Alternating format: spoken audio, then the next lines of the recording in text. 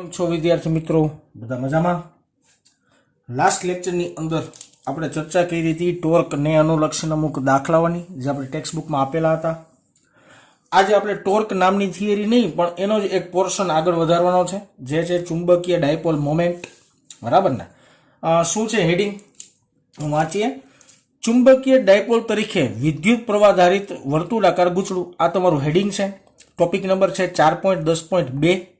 અને આને જો પ્રશ્નમાં સમજીએ તો પ્રશ્ન આવો કંઈક છે કે વિદ્યુત પ્રવાહ આધારિત ગૂંચળાના અક્ષીય ચુંબકીય ક્ષેત્રનું સમીકરણ તેની ચુંબકીય ચાક માત્રાના સંદર્ભમાં મેળવો. એટલે શું કહેવા માંગે છે આપણે સમજીએ આકૃતિમાંથી. આપણે ઘણા બધા લેક્ચર પહેલા આ ચેપ્ટરમાં એક થિયરી ભણ્યા હતા. આ છે એક વર્તુળાકાર ગૂંચળું, એક સિંગલ લૂપ લીધી છે આપણે. આ છે તેનું કેન્દ્ર, આને આપણે કહી દઈએ એની ત્રિજ્યા, અને ત્રિજ્યાને આપણે દર્શાવીએ ધારો કે કેપિટલ આર. અને આ જે ગૂંચળું છે વાહકતાનું એ વિદ્યુત પ્રવાહ આધારિત છે. એમાંથી ધારો કે આ જેટલો નિયમિત પ્રવાહ વહે છે.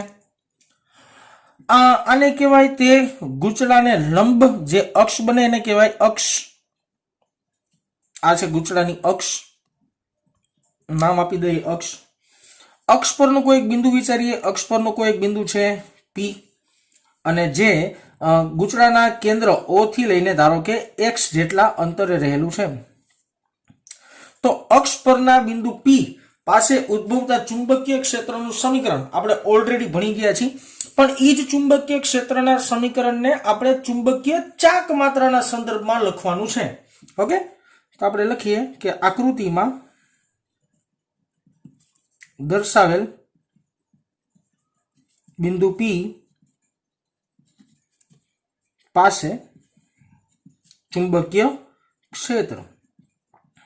ચુંબકીય ક્ષેત્રનું સમીકરણ યાદ હોવું જોઈએ. બી બરાબર μ0 I r સ્ક્વેર ના છેદમાં બગડો x square plus r square આખાની 3/2 ઘાત. આવું સમીકરણ આપણે ઓલરેડી ભણીને આવ્યા છીએ અને આપણે થિયોરેટિકલ પોર્શનની અંદર સાબિત કર્યું હતું. હવે હું એમ કહું કે આ પી બિંદુ છે એ ખૂબ જ દૂર રહેલું છે. પી બિંદુ જો ખૂબ જ દૂર હોય તો આર ની સરખામણીએ એક્સ ખૂબ મોટું થયું, અથવા એક્સ ની સરખામણીએ આર ખૂબ નાનું થયું.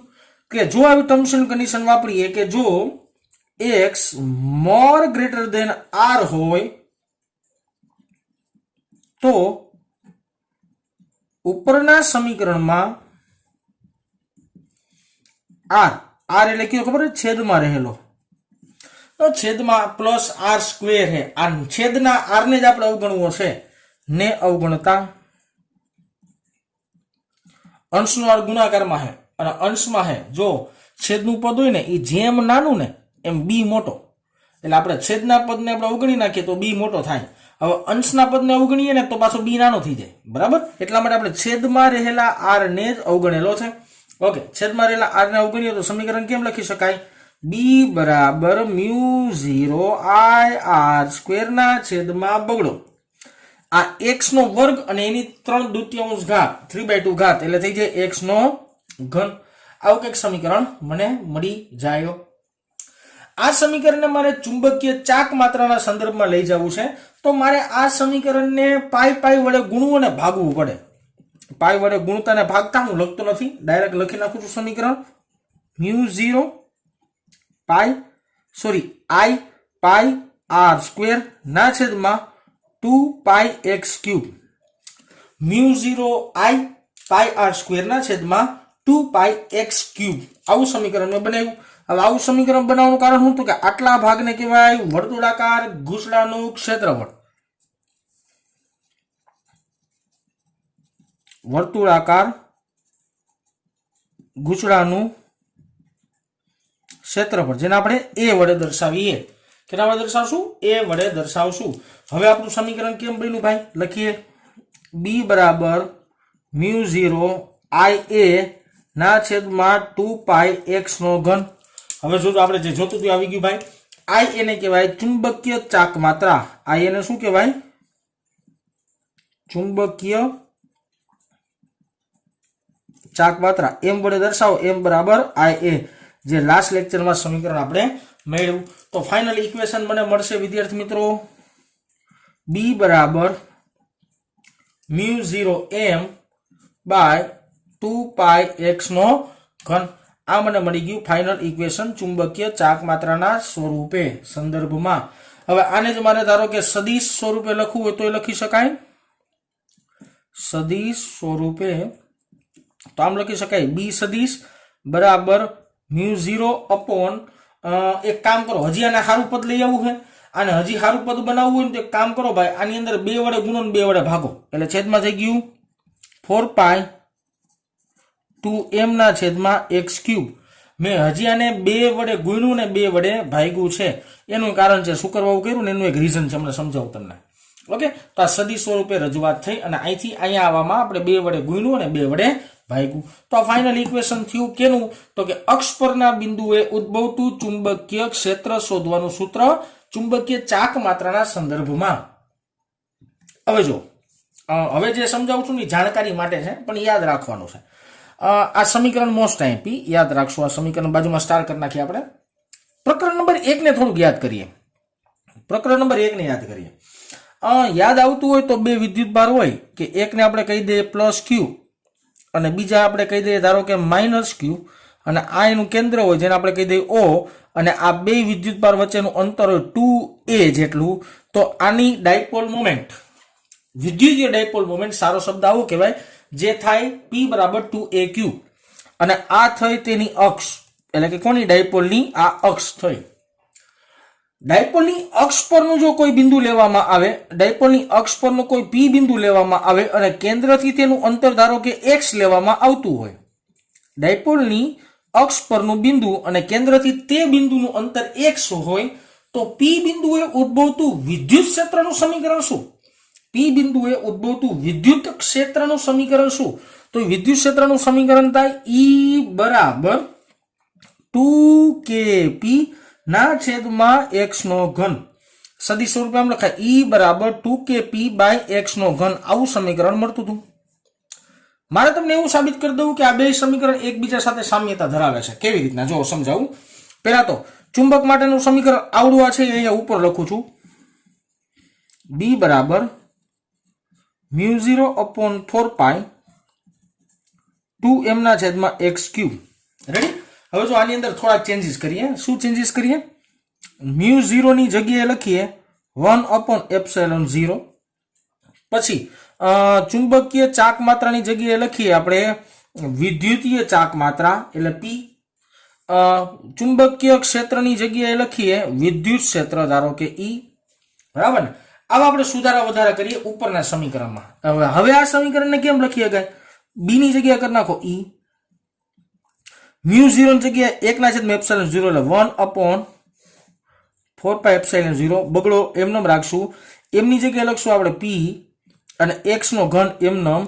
હવે જો E ઇઝ ઇક્વલ ટુ આ આખા પદને કહેવાય k p 2 આગળ અને છેદમાં x ક્યુબ. આવી ગયું સમીકરણ ઉપરનું. એનો મતલબ એવો થયો કે વિદ્યુતમાં અને ચુંબકના સમીકરણમાં જો થોડોક સંજ્ઞાનો ફેરફાર કરવામાં આવે ને તો 2 સમીકરણ એકબીજા સાથે સામ્યતા ધરાવવા માંડે. તો મારો કહેવાનો મતલબ જ એટલો છે કે આમાં અક્ષ પરનું બિંદુ ચુંબકીય ડાયપોલ માટે અને વિદ્યુત ડાયપોલ માટે અક્ષ પરના બિંદુએ ઉદ્ભવતું વિદ્યુત ક્ષેત્ર અને ચુંબકીય ક્ષેત્ર ના જો સમીકરણને સરખાવવા હોય તો સિમ્પલી સરખાવી શકાય. આ એમસીક્યુ દ્રષ્ટિએ ખાસ યાદ રાખવાનું. એના પછીનું પોઈન્ટ આ અક્ષ પરની વાત થઈ. હવે આપણે વાત છે એ વિષુવવૃત્ત રેખા પરની વાત છે. વિષુવવૃત્ત રેખા પરની વાત એટલે કેવી છે? વાક્ય રચના પહેલા વાંચી લઈએ કે વિદ્યુત પ્રવાહ ધારિત ગૂંચળાના સમતલ પર એટલે કે આવી રીતના કાંઈક હું આકૃતિમાં સમજાવું એટલે વધારે સમજાય. આ વિદ્યુત પ્રવાહ ધારિત ગૂંચળું છે. આ છે એનું કેન્દ્ર, અને જો આ કેન્દ્રમાંથી આવી રીતના જે પસાર થાય એને આપણે કહેતા હોય અક્ષ, પરંતુ જેને આવી રીતના પસાર કરવામાં આવે એને એનું કહેશું વિષુવવૃત્તીય સમતલ અથવા તો વિષુવવૃત્ત રેખા. બરાબર? પેલા ચેપ્ટરના શબ્દ યાદ હોય તો વિષુવવૃત્ત રેખા કહેવાય. અને આ થયું એનું ત્રિજ્યા, અને એની ત્રિજ્યાને આપણે કહી દઈએ કેપિટલ R. બરાબર ને?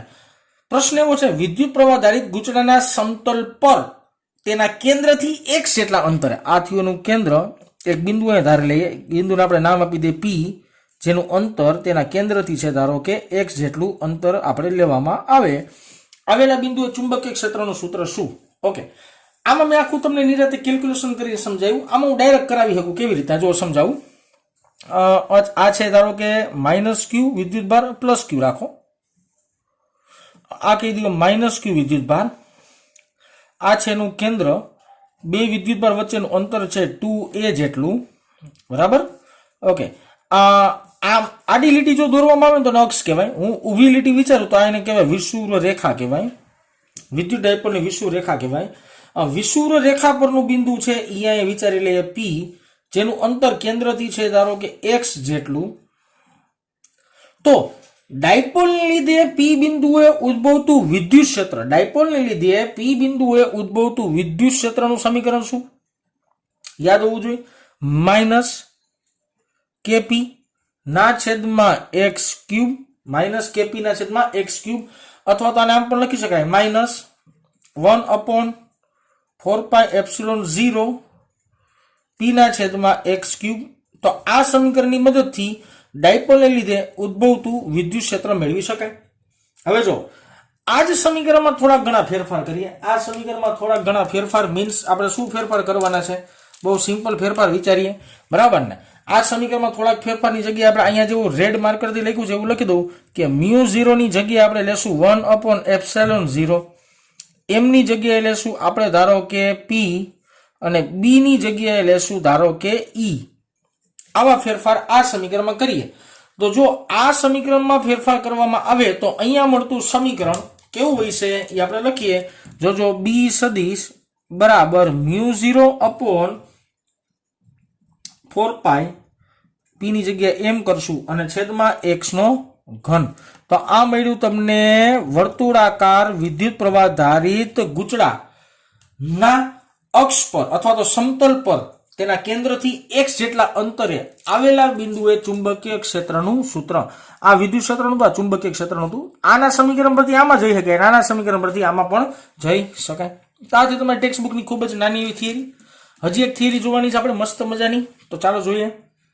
ચાલો વિદ્યાર્થી મિત્રો, ત્યાર પછીની થિયરી શું છે? હેડિંગ: પરિભ્રમણ કરતા ઇલેક્ટ્રોનની ચુંબકીય ડાયપોલ મોમેન્ટ. પરિભ્રમણ કરતા ઇલેક્ટ્રોન માટેની ડાયપોલ મોમેન્ટ આપણે જોવાની છે.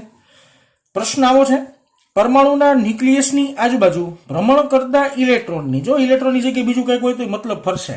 આગળ જતો વાતમાં લઈ લઈશ, ચર્ચામાં લઈ લઈશ, પછી તો યાદ રાખજો. ઇલેક્ટ્રોનની કક્ષીય મેગ્નેટિક મોમેન્ટ. કક્ષીય મેગ્નેટિક મોમેન્ટને ગુજરાતીમાં કહેવાય કક્ષીય ચુંબકીય ચાક માત્રા, અને જેને દર્શાવાય μL વડે. સદિશ રાશિ છે, કેને દર્શાવશું આપણે? μL વડે.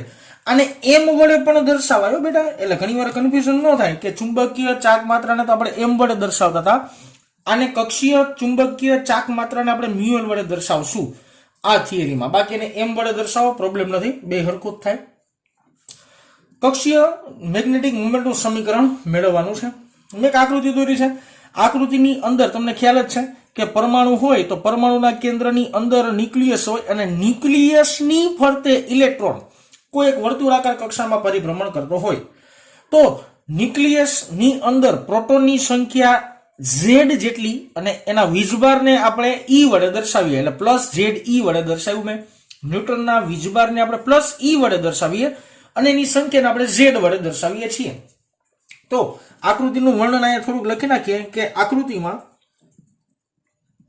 અહીં આકૃતિમાં દર્શાવ્યા મુજબ એક ઇલેક્ટ્રોન ન્યુક્લિયસની ફરતે r ત્રિજ્યાની વર્તુળાકાર કક્ષામાં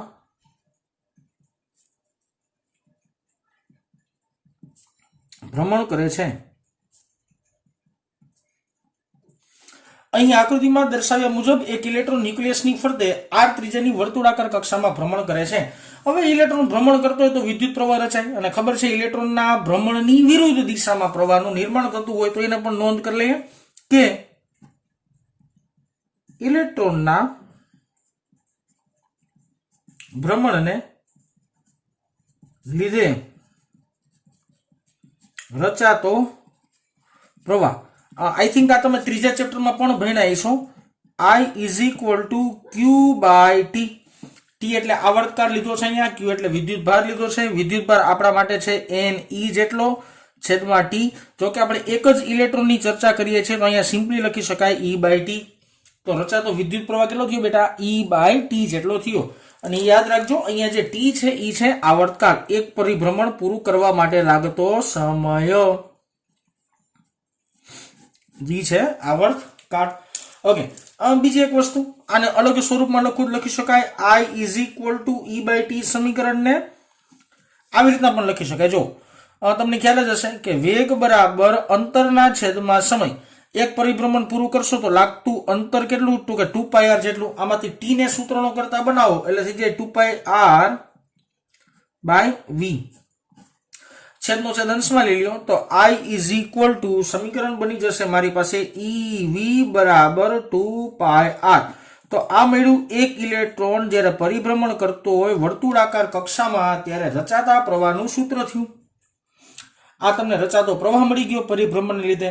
આ સમીકરણ તમારે ત્રીજા ચેપ્ટર એટલે કે પ્રવાહ વિદ્યુતમાં પણ કામ આવે, એટલે યાદ રાખી લેવાનું ખાસ. હવે આપણે વાત કરવાની છે કક્ષીય મેગ્નેટિક મોમેન્ટ વિશેની, બરાબર ને? તો ઇલેક્ટ્રોનની કક્ષીય ચુંબકીય ચાક માત્રા લખીએ આપણે. હવે ઇલેક્ટ્રોનની કક્ષીય ચુંબકીય ચાક માત્રા. કક્ષીય ચુંબકીય ચાક માત્રા એટલે કે કક્ષીય મેગ્નેટિક મોમેન્ટ જ થાય ભાઈ, એટલે કન્ફ્યુઝ ન થતા. હું અહીંયા ગુજરાતી લખું છું ને ઇંગ્લિશ લખું, બીજો કાંઈ ફેર નથી. ઓકે, એનું સમીકરણ છે આપણી પાસે મ્યુ એલ બરાબર આગળ ભણીને જ આવ્યા છે I into M. M is equal to I A હમણાં ભણ્યા જ છીએ, એના જેવું જ સમીકરણ થયું ભાઈ. ઓકે, આઈ ની કિંમત છે મારી પાસે આર મૂકી દઈએ આપણે સમીકરણમાં. ઈ વી ના છેદમાં 2πr અને એ એટલે ક્ષેત્રફળ, અને ક્ષેત્રફળ છે આપણી પાસે વર્તુળાકાર માર્ગનું πr સ્ક્વેર. તો એક પાઈ એક આર ઉડી જાય તો mu L is equal two મળી જાય ઈ વી આર ના છેદમાં 2. ઈવીઆર ના છેદમાં 2. આને મારે સારું સ્વરૂપ દેવું છે, સારા સ્વરૂપમાં કન્સિડર કરાવવું છે. એટલે હું શું કરું છું, આ સમીકરણને ઇલેક્ટ્રોનના દળ વડે ગુણીએ અને આ સમીકરણને ઇલેક્ટ્રોનના દળ વડે ભાગીએ એટલે નવું સ્વરૂપ આવે ખાલી. ઓકે, ઇલેક્ટ્રોનના દળ વડે ભાગીએ એટલે 2me અને ઇલેક્ટ્રોનના દળ વડે ગુણીએ એટલે mvr આવું કંઈક મળે. હવે તમને ખ્યાલ હોવું જોઈએ આ જે કાઉન્સ વાળું પદ આવ્યું, અહીંયા કાઉન્સ કરી નાખીએ આપણે આવી રીતના ગોળ આખું કરી નાખીએ. આ જે પદ આવ્યું ને આને કહેવાય કોણીય વેગમાન. ચાક ગતિ શબ્દ યાદ હોય ને, ચાક ગતિ ચેપ્ટર તો યાદ આવી જવું જોઈએ. આને કહેવાય કોણીય વેગમાન, જેને દર્શાવાય એલ વડે. તો નવું સ્વરૂપ મારે દેખાડવું હતું એટલા માટે મેં એમ વડે ગુણ્યું ને એમ વડે ભાગ્યું. તો ફાઇનલી ઇક્વેશન આવ્યું mu L is equal to E by 2me into L. આ સમીકરણ મળ્યું તમને ચુંબકીય ચાક માત્રા, કક્ષીય ચુંબકીય ચાક માત્રાનું આ સમીકરણ થયું. અને આ સમીકરણમાં બે રીતના યાદ રખાય. એક તો થયું કક્ષીય મેગ્નેટિક મોમેન્ટનું સૂત્ર, અને બીજું થયું કક્ષીય મેગ્નેટિક મોમેન્ટ અને કોણીય વેગમાન વચ્ચેનો સંબંધ દર્શાવતું સમીકરણ. નો યાદ આવતું હોય તો થોડુંક તમને જૂનું પણ યાદ દેવડાવું વિદ્યાર્થી મિત્રો. ચાક ગતિનું કોણીય વેગમાનનો કન્સેપ્ટ અહીંયા લખી દઉં છું રેડ પેનથી તમારી જાણકારી માટે. કોણીય વેગમાન, કોણીય વેગમાન એટલે થાય એલ બરાબર આર ક્રોસ પી. રેખીય વેગમાન અને કોણીય વેગમાન વચ્ચેનો સંબંધ છે. L is equal to R P sine theta અને L is equal to R એમનેમ રાખો, પી એટલે આપણે એમ વી લખી શકીએ અને સાઇન થીટા. હવે સાઇન થીટાની વેલ્યુએશન છે ને વર્તુળાકાર માર્ગ માટે 100% 90 જ આવે, એટલે એનું કિંમત 1 થાય. હવે 90 કેમ આવે ન સમજાતું હોય તો એ સમજાવું કે ધારો કે આ વર્તુળાકાર માર્ગ છે, કોઈ ઇલેક્ટ્રોન અહીંયા છે તો એને સ્પર્શકની દિશામાં એનો વેગ મળે, અને જે દિશામાં વેગ હોય એ દિશામાં વેગમાન હોય, અને તેની ત્રિજ્યાનો સ્થાન સદિશ આવી રીતના આવે, કેન્દ્રથી આવી રીતના આવે. તો જો તમે સ્થાન સદિશને લંબાવો તો આ બે વચ્ચેનો ખૂણો કેટલાનો બની જાય વિદ્યાર્થી મિત્રો? 90 ડિગ્રી. તો અહીંયા સાઇનની જે કિંમત આવે 90 ડિગ્રી વાળી આવે, તો વધ્યું mvr. તો mvr ની જગ્યાએ આપણે લખી શકાય કોણીય વેગમાન l. આ તમારી ખાલી જાણકારી માટે છે, નો લખો તો ચાલશે. હવે આ જ સમીકરણને સદિશ સ્વરૂપે લખીએ, કન્ફ્યુઝન અહીંયા આવશે. આ જ સમીકરણને સદિશ સ્વરૂપે લખતા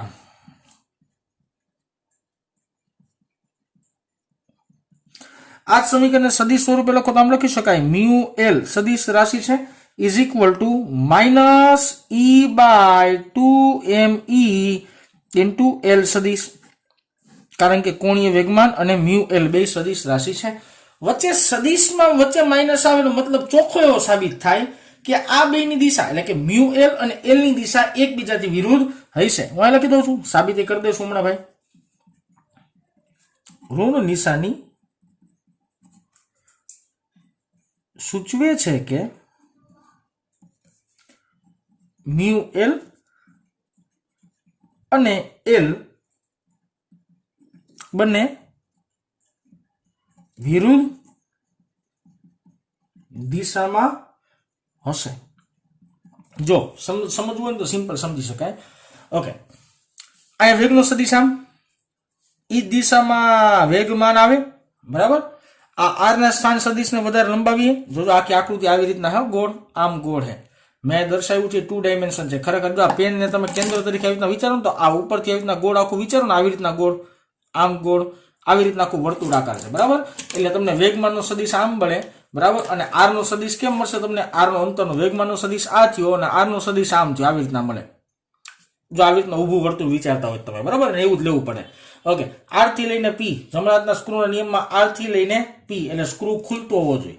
આર થી લઈને તમે પ્રી જાઓ ને એટલે સ્ક્રૂ ખુલશે. સ્ક્રૂ ખુલે ને એનો મતલબ એવો થયો કોણીય વેગમાનની દિશા આવે ઉપરની, આ દિશા એવી નહીં કોણીય વેગમાનની આવે, બરાબર. બીજી એક વાત વિચારો, પ્રવાહની દિશામાં ચુંબકીય ક્ષેત્ર મળે. પ્રવાહની દિશામાં આંગળીઓ રાખો, પ્રવાહની દિશામાં આંગળીઓ રાખો. મારો હાથ ઊંધો વળી જાય આખો, આંગળીઓ રાખો એટલે આંગળીઓ આમ વરે, અંગૂઠો નીચે આવે, એટલે કે નીચેની દિશામાં ચુંબકીય ક્ષેત્ર મળે. જે દિશામાં ચુંબકીય ક્ષેત્ર મળે ને એ દિશામાં ચુંબકીય ચાક માત્રા મળે, એટલે આની દિશા આવે મ્યુ એલ ની દિશા નીચે આવે. તો સ્વાભાવિક રીતના આ બે એકબીજાથી પરસ્પર કેવી રીતના હોય? વિરુદ્ધ હોય. પણ જો ઇલેક્ટ્રોનની ગતિ હોય તો ઇલેક્ટ્રોનની જગ્યાએ જો તમે કોઈ ધન વિદ્યુતભારિત કણ લ્યો ને તો બેની દિશા એક જ રહે અને માઇનસ નિશાની નો આવે. એટલે લખી નાખીએ કે જો ઇલેક્ટ્રોનની જગ્યાએ કોઈ ધન વિદ્યુત ભારિત કણ લેવામાં આવે તો મ્યુ એલ અને એલ એક જ દિશામાં મળે. દેશી ભાષામાં માઇનસ આવશે નહીં. બીજી એક વાત, આ જે શરૂઆત થઈ એવું માનીને હાલજો. હજી તમે અહીંથી હજી એક ચર્ચા લઈ, આ સમીકરણ પરથી હજી એક ચર્ચા ઉપાડી લઈ, જે તમે ચેપ્ટર નંબર 12 એટલે કે પરમાણુ નામનું ચેપ્ટર એની અંદર ભણ્યા છો ક્યાંક ને ક્યાંક, છતાં હું તમને યાદ દેવડાવું. આ સમીકરણને એલ ને આમ છેદમાં લઈ લ્યો એટલે મ્યુ એલ ના છેદમાં એલ બરાબર મળ્યું ઈ ના છેદમાં 2me. તો આ ઈ ના છેદમાં જે 2me વાળું પદ છે ને, આને સારી ભાષામાં કહેવામાં આવે છે ગાયરો મેગ્નેટિક રેશિયો. એને શું કહેવામાં આવે છે? ગાયરો મેગ્નેટિક રેશિયો. અને એની કિંમત ગોતવી હોય તો ગોતી શકાય. કેવી રીતના? ઈની કિંમત છે આપણી પાસે 1.6 ગુણ્યા 10⁻19. પછી માસ ઓફ ઇલેક્ટ્રોનની કિંમત છે 9.11 ગુણ્યા 10⁻31 કિલોગ્રામ. આનો એકમ આવે કુલમ, આનો એકમ આવે કિલોગ્રામ. તો ગાયરોમેગ્નેટિક રેશિયો નો જવાબ આવશે 8.8 ગુણ્યા 10⁻10 coulomb into kilogram. Sorry, coulomb upon kilogram. આ ગાયરોમેગ્નેટિક રેશિયો નો જવાબ આટલો આવતો હોય. હવે તમને ચેપ્ટર નંબર યાદ દેવડાવું, ચેપ્ટર નંબર 12 જે આપણે હમણાં વાત ખોલી હતી. ચેપ્ટર નંબર 12 ની અંદર બોહરના 3 અધિકતર્ક આવે, એન્ડમાં આવતા હશે. બોહરના 3 અધિકતર્ક ખૂબ જ અગત્યના હતા. અને બોહર નામના વૈજ્ઞાનિકે એવું કીધું કે ઇલેક્ટ્રોનનું કોણીય વેગમાન હોય ને એ h/2π ના પૂર્ણ ગુણાંકમાં હોય. h/2π ના પૂર્ણ ગુણાંકમાં હોય. તો અહીંથી થોડુંક લોજિક આવે. કેવી રીતના લોજિક આવે સમજાવું તમને. કે બોહરના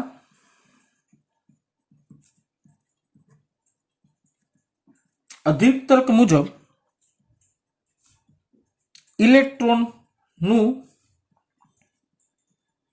કોણીય વેગમાન, ઇલેક્ટ્રોનનું કોણીય વેગમાન એટલે કે એલ તે h/2π ના પૂર્ણ ગુણાંકમાં હોય. h/2π ના પૂર્ણ ગુણાંકમાં હોય છે. આવું કોને કીધું હતું? બોહર નામના વૈજ્ઞાનિકે કીધું. અહીંયા જે એલ ની કિંમત છે ને બેટા, એ એલ ની કિંમત આપણે મૂકી દઈએ સમીકરણની અંદર. આમાં મૂકીએ તો હવે આ સમીકરણને કેમ લખી શકાય એરા થોડોક સમજો. આને સમીકરણ નંબર 1 કરીને બધું કરવાનું તમારે, બરાબર ને? ઓકે, હવે જો કિંમત મૂકીએ એટલે મ્યુ એલ બરાબર ઈ ના છેદમાં 2me અને એલ ની જગ્યાએ આપણે લખશું NH/2π. એનો મતલબ એવો થયો કોઈ પણ કક્ષામાં કક્ષા n બરાબર 1 મૂકો તો પેલી કક્ષાની અંદર તમારે કક્ષીય મેગ્નેટિક મોમેન્ટ મળે. n બરાબર 2 મૂકો તો બીજી કક્ષામાં તમને કક્ષીય મેગ્નેટિક મોમેન્ટ મળે. n બરાબર 3 મૂકો તો ત્રીજી કક્ષા માટે મેગ્નેટિક મોમેન્ટ મળે. એનો મતલબ એવો થયો n ની કિંમત બદલાવતા જાવ ને એની તમે કક્ષીય મેગ્નેટિક મોમેન્ટ શોધી શકો. હું સમજાવવા માટે n બરાબર 1 લઉં છું. હું n બરાબર 1 લઈ લઉં છું. ઓકે, એટલે mu l is equal two E/2me અને H/2π થઈ ગયું. આની બધી કિંમત હોય જ આપણી પાસે. અને જે જવાબ આવે ને બેટા મ્યુ એલ નો જે જવાબ આવે જવાબ કેવો આવે? મિનિમમ આવે, કારણ કે આપણે n બરાબર 1 લીધું છે. બધી કિંમત મૂકીએ 1.6 ગુણ્યા 10⁻19 h એટલે કે 6.625. અહીંયા કોઈક 6.63 લખતા હોય તો કઈ પ્રોબ્લેમ નથી. 10⁻34 પોઈન્ટમાં નાનકડો ફેરફાર આવશે. 2 માસ ઓફ ઇલેક્ટ્રોન છે 9.11 ગુણ્યા 10⁻31. આપણે 9.1 લેતા હોય, 11 લ્યો કઈ ફેર નથી પડવાનો. પછી 2 દુ 4 કરી નાખો ડાયરેક્ટ અહીંયા 2 દુ 4 અને પાય એટલે લખી નાખો 3.14. અને આનું જે કેલ્ક્યુલેશન કરશો એને આપણે કિંમત આવતી હોય 9.27 ગુણ્યા 10⁻24 એમ્પિયર ઇન્ટુ મીટર સ્ક્વેર. અને આ સમીકરણને આ પદને અથવા જવાબને કહેવામાં આવે છે સાદી ભાષામાં બોહર મેગ્નેટોન. શું કહેવાય? બોહર મેગ્નેટોન પણ કહેવામાં આવે છે. હું અહીં લખી દઉં છું. આને કહેવાય બોહર મેગ્નેટોન પણ કહેવામાં આવે છે. n બરાબર 1 લ્યો તો અલગ અલગ કક્ષાની અંદર તમે અલગ અલગ n ની કિંમત મૂકતા જશો એટલે તમને અલગ અલગ કક્ષીય મેગ્નેટિક મોમેન્ટ મળશે. તો આ ચર્ચાથી વિદ્યાર્થી મિત્રો ટોપિક નંબર 4.10.3 ની નેક્સ્ટ લેક્ચરમાં શરૂ કરવાની છે. આ ચેપ્ટરની ખૂબ જ અગત્યની JEE નીટ માટે પણ અગત્યની થિયરી અને ચેપ્ટરની છેલ્લી થિયરી જેનું નામ છે ગેલ્વેનોમીટર. તો આવતા લેક્ચરમાં મળ્યા.